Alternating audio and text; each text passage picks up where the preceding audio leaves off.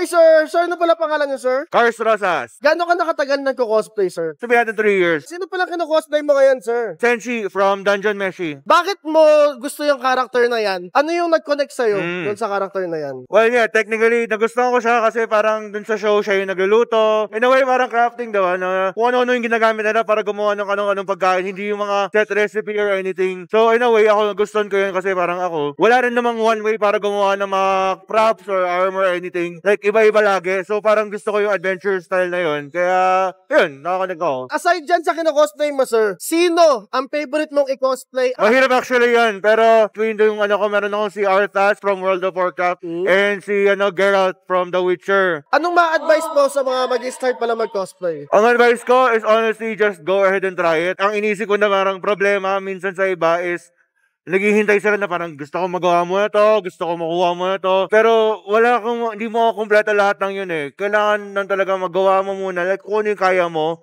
Tapos kung feeling mo, okay, kulang to, pwede pa sana mas maganda yung wig. Eh di next time, diba? Gandahan natin yung wig. Okay, next time, ito naman best. Basta yun lang.